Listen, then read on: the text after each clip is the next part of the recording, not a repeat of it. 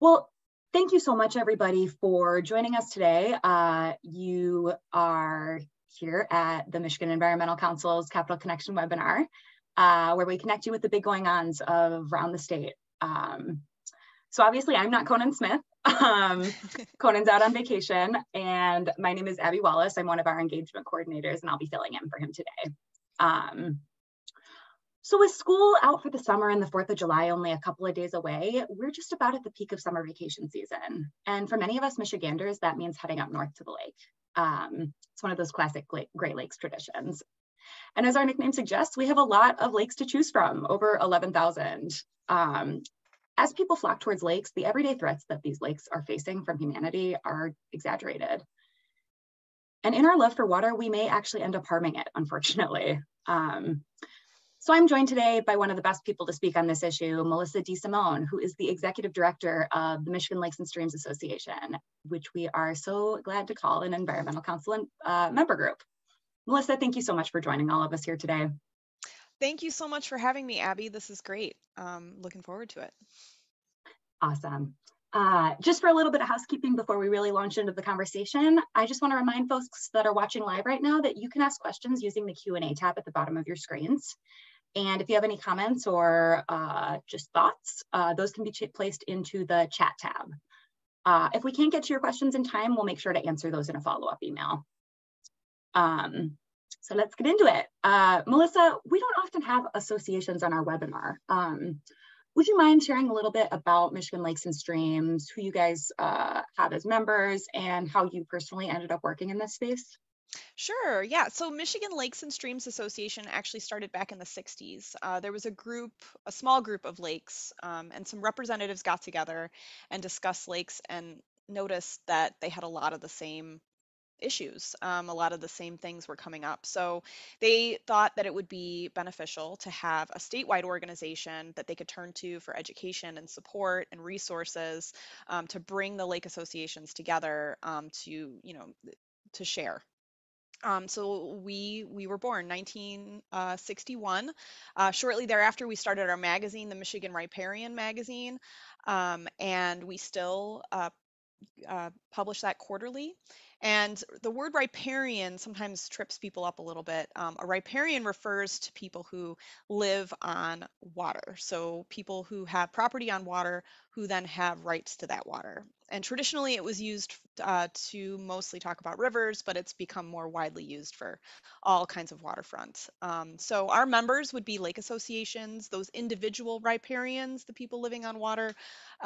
We also have people who are on streams. There's smaller amount of those groups, but there are stream groups and watershed councils and corporate members who, are lake managers. So we have a wide variety of members. And I personally got involved because uh,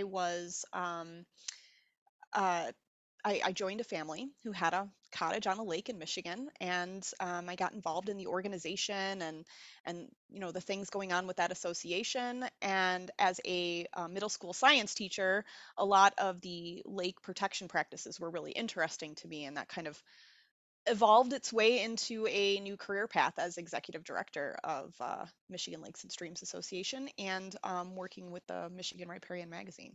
So. Awesome. Thank you so much for that background. Let's see here.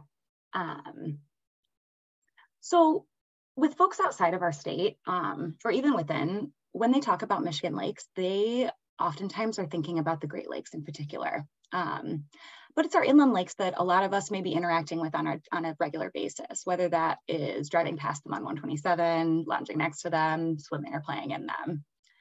So size aside, what sets our inland lakes apart from the Great Lakes? And with that differentiation, are there threats that inland lakes are especially vulnerable to? Yeah, so I think the thing that's really attractive about Michigan's inland lakes, there are lots of them. You can easily access a Michigan lake. Um, they're they're everywhere.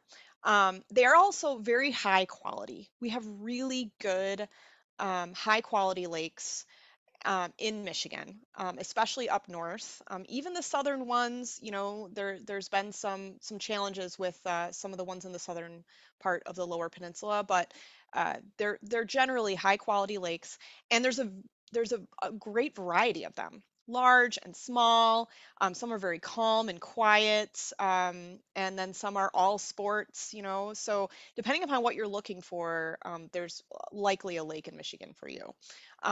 So that's really important. So then getting into what can be, I guess, a threat to these inland lakes.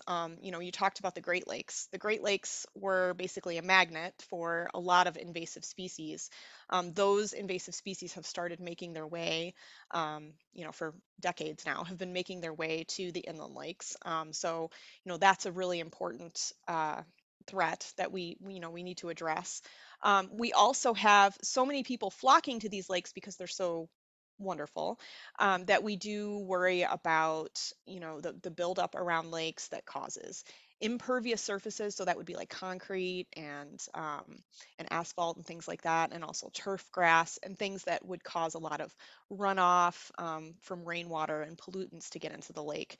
Um, and then, these lakes are ecosystems. I mean, they are places where animals live, and so there is quite a bit of wildlife disruption with, the people that live around the lake. And then, as people use the lake, we end up with more wave activity. People worry about that. They end up building seawalls because they think that they need that. A lot of inland lakes don't actually need seawalls, and then we end up with this hardening of the shoreline, which is, it's not good for water quality, it's not good for the wildlife. So there's a lot of challenges there too. Yeah, definitely. Um, so as I mentioned before, we are entering the peak of summer season right now. And I'm reminded of those stories that came out of the pandemic about how uh, tons of people were flocking to the outdoors and to our state parks, overloving them to the point where the infrastructure and the staff really couldn't keep up. Um, I'd have to imagine that a similar situation played out on our inland lakes. And I'd also have to imagine, pandemic aside, with good weather and holidays coming up, that will bring especially large numbers of people out to the lakes.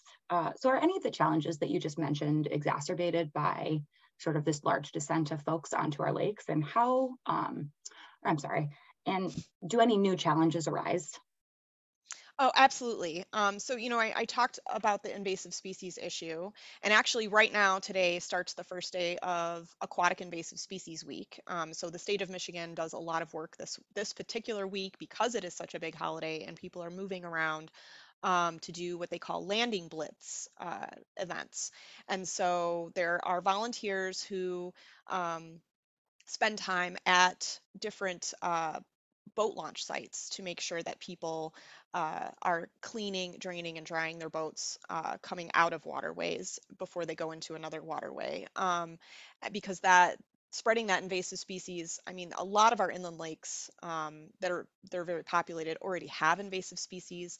Um, there's actually few lakes who are not affected by these, and so it's important that we don't keep spreading those around. So that actually in 2019 became a law, that people had to clean, drain, and dry their boats before they could go into another waterway. So that's part of this education process that we're working on with the Aquatic Invasive Species Week. Um, and then more people on the water just means more activity. So there's safety issues, and it's really important that people are up to date on their boating safety, and also, even just etiquette beyond the boating safety. So just quick primer. If you're planning to go out this weekend and you want to use a personal watercraft, which is like a jet ski, you have to have a boating safety certificate with you if you were born after 1978.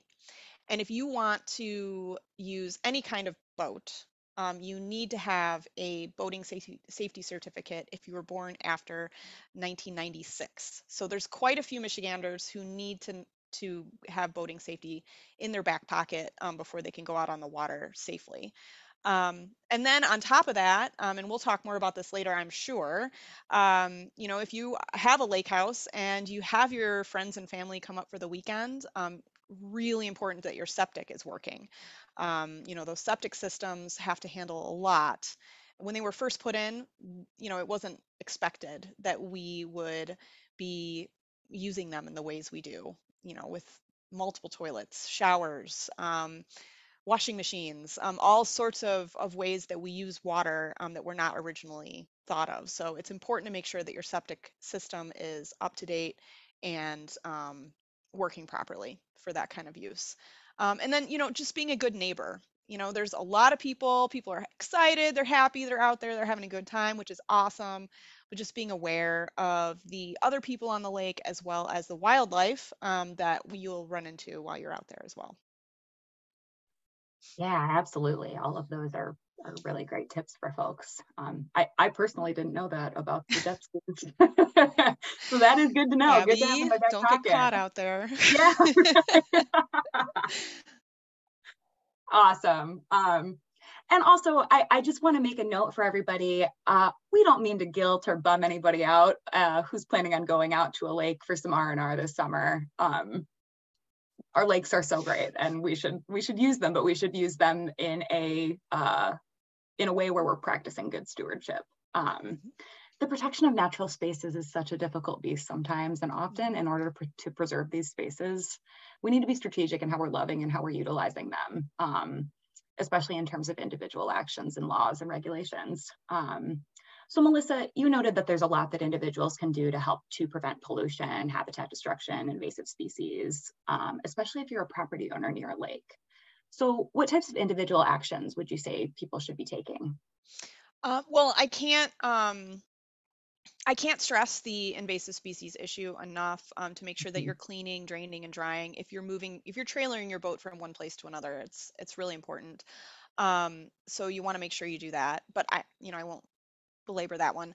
You can also, as a property owner, in addition to caring about your septic and things like that, landscaping can make a big difference.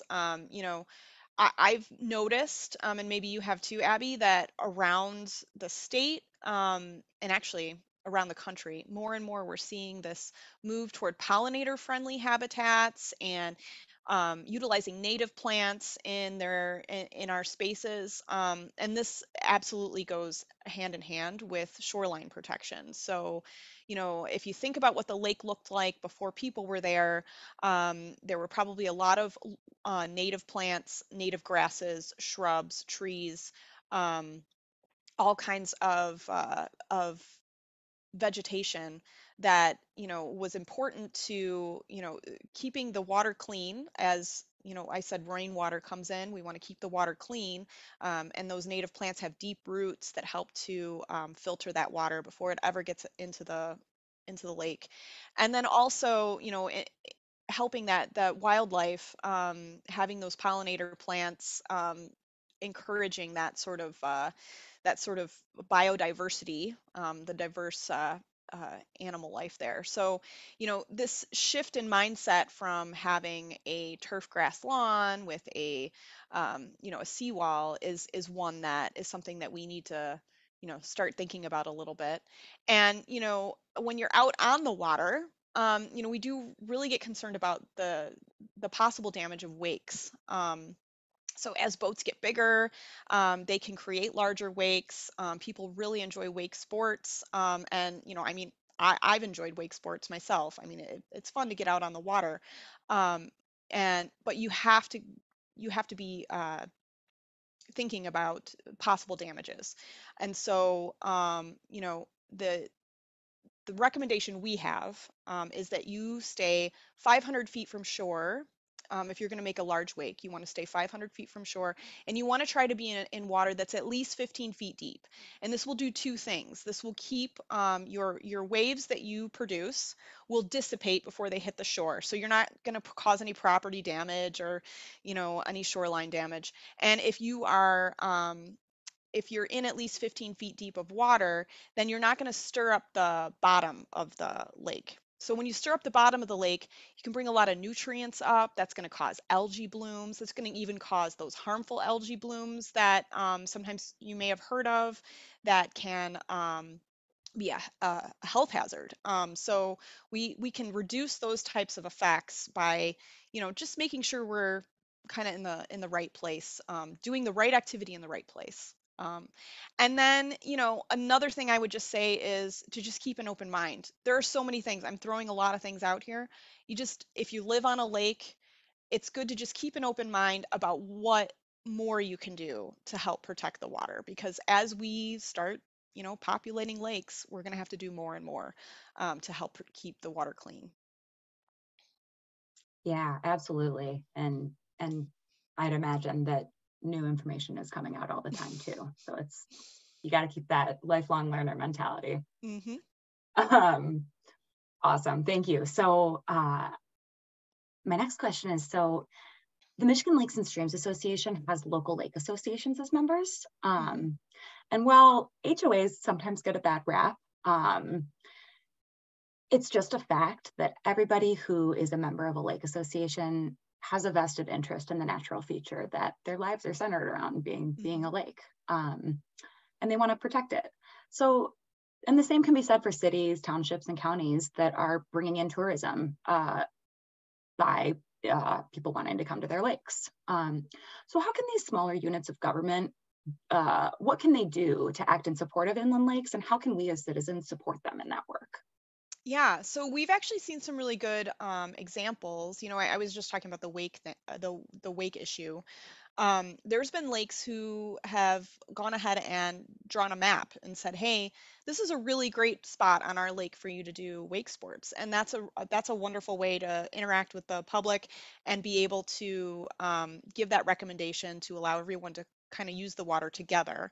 Um, so that's one really good example. And then, if you're on a lake, like getting involved with your lake association, it can be really important. And as a lake association, there's programs out there that are really helpful to help monitor your lake. The one we're involved in that we're that that's been around for a long time, is MyCore, which is the Michigan Clean Water Corps. We encourage that one as a great way to keep track of the health of your lake. So what this program does is it trains and provides support, for volunteers to go out and sample their lakes. Then they can bring those samples, back, and the program gives them basically a health snapshot of their lake. So you get a good idea of the health of your lake. And some lakes have been doing this sort of sampling since 1974. And so they have many, many years of data so they can track the health of their lake. And so that's a volunteer activity that people can get involved in and lake associations can get involved in. Um, it's also really important for lake associations and people on lakes to be involved with the township and with the local planning commission. Decisions are made there, ordinances are created, and some things are better for lakes than others, and lakes need to be treated differently than other types of land. And so it's really important for people who are on the lake, who understand and have a passion for taking care of that water, to be involved in local community government so that you can, make sure that those protections are enacted. And you can also volunteer, for things, like I was talking before about how it's Aquatic Invasive Species Week. Those landing blitzes are going to be going on this week. Those are great ways to volunteer to get people involved in, in learning about best ways to clean your boat and how to make sure we're not spreading invasive species. So that's really great. And just, working together on shoreline improvements, planting trees. There's a lot of great things out there, like the, Michigan Natural Shoreline Partnership. There's a shoreland stewards assessment. You can take that assessment, you can get an idea of where your property sits and what kind of improvements you can make. And lake associations encourage people to do this, and there's a lot of benefits there. So. Awesome, awesome, awesome. So we've talked about people, we've talked about local governments. So now let's expand out to some actions that state government can take to protect inland lakes. So last year, the Michigan Lakes and Streams Association and other member groups of the Environmental Council advised us on what our top priorities should be, that we should be pursuing through state law and rulemaking in this upcoming legislative session. Mhm. Melissa, you helped us to make two water issues top priorities, those being aquatic invasive species funding and establishing safety measures around septic systems. Could you talk a little bit about the importance of those two policies, and then maybe some of the other policies that are sort of rising to the top for your organization? Sure, sure. So I'll start with the septic code. I talked a little bit about the burden that we put on the land. You know, there's we're in so many different places in the state as far as the upkeep of septic, and it's really important that we prioritize how that wastewater is getting back into our waterways. This our summer issue of the Michigan Riparian Magazine. So members will be getting that eminently. It should be in the post soon. There were a couple of articles about E. coli because this is it's a major concern. I mean, it's not only a health concern, but it's also a concern for general water quality. So the statewide septic code is one that we're very supportive of, and I know that things are happening and not happening with that, so we'll just keep an eye on it. Mhm. And then, the invasive species funding is one that we have, we are really committed to. Um, it's an ongoing battle. Ever since we started bringing shipping through the Great Lakes, we've introduced invasive species, and they're here. And there's lakes who spend quite a lot of money trying to control invasive species. So we have these invasive species in the lake. If they're not controlled, it's really difficult for people to recreate, and it's also really difficult for the native ecosystem to thrive with these invasive species. And that's what makes them invasive, right? That they're damaging to the Right. ecosystem and to the economy. So, uh, you know, we really find it extremely important that we put a lot of emphasis on the fact that we need boat wash stations, so that there is a good way for people to clean, drain, and dry their boats leaving lakes before they go into another one. We really want to see these eradication efforts. So when we have these new invasive species that come in, we get them eradicated so we're not dealing with a major spreading event like we have with others. Funding for SISMAs, which if you don't know what a SISMA is, that is a cooperative invasive species management area. If you live in Michigan, you are in one.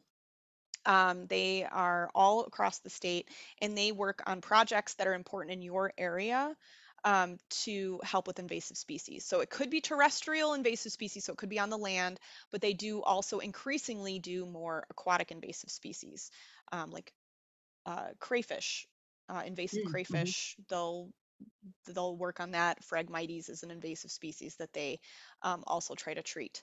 And then we also are concerned too, because a lot of the work that has to be done falls on the people living around the lake. So we have these people who live around the lake, and they ultimately have monitor and pay species going on that lake. So, I mean, to a lot of, yes, it's an investment that they made in property, and so, they have that invested interest in keeping the lake clean. But I mean, there's a lot of people who use those lakes, and if those property owners didn't, step up and do something to help to mitigate, because it doesn't even really get rid of them, but to help kind of keep the invasive species in check, then those lakes are not really usable to anyone who would go to them. So it's definitely a big issue for us, the invasive species.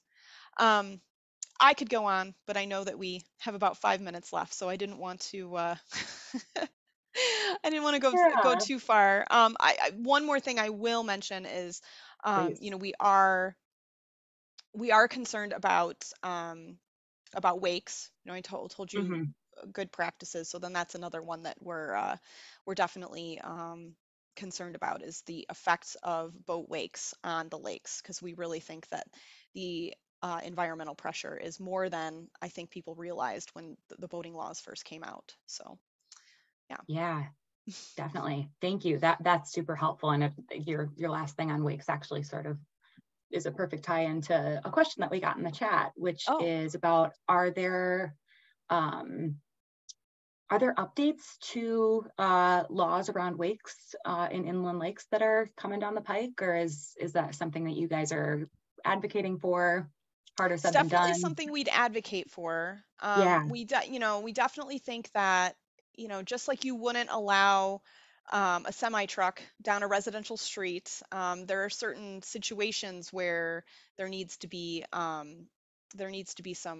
some restriction on different types of watercraft. So that's definitely something we're concerned about, we're working on, but I don't have anything concrete to report on that okay, at this point. awesome, awesome, awesome.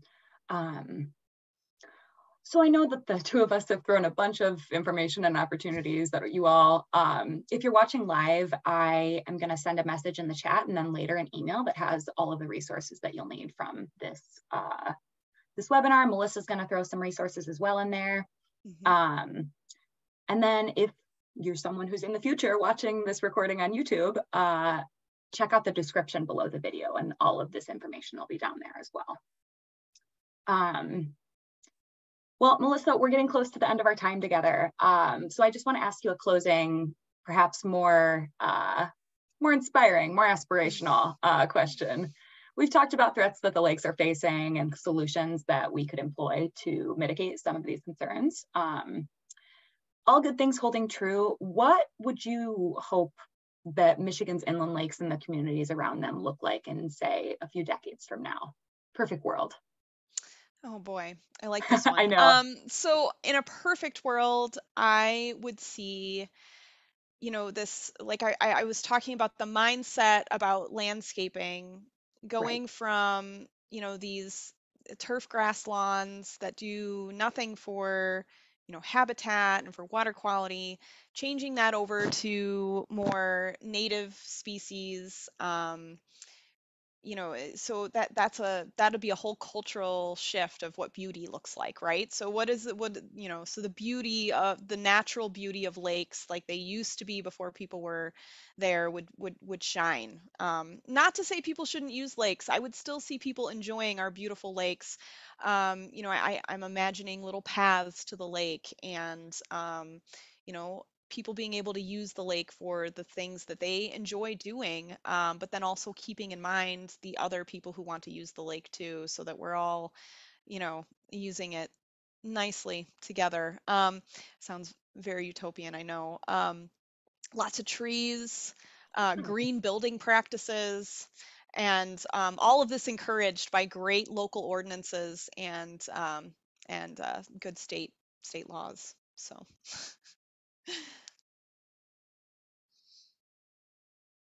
Oh, Abby, I think you muted yourself because I can't hear Oh you. no. Okay, here I am. I was just gonna say, so it looks like we're right about coming to the hour here. So to the folks in the audience, thank you so much for taking a half hour out of your lives to come and chat with us on this. If we didn't get to your questions in time, know that we're gonna answer those in a follow-up email.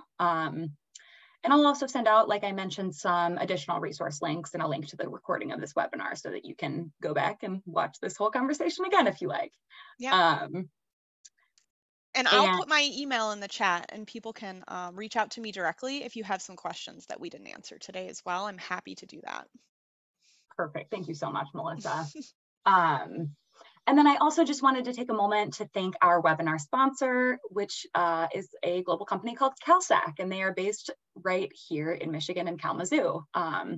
And they provide around 1,500 high quality food, natural food and beverage ingredients. And they're also a certified B Corp, which we love, meaning that they also meet some of the highest recognized social and environmental standards. And then finally, Melissa, a huge thank you to you. This has been an awesome conversation. I'm glad that I could be here standing in as host, and I feel like I learned a lot. Well, good. So yeah, thanks so much. Well, thanks for having me, Abby. This has been wonderful. Oh, absolutely. Well, take care, everybody. Enjoy the summer sun. Be safe next week, Mm-hmm. and we will see you next time. Thanks so much. Bye, Bye. everyone. Thanks.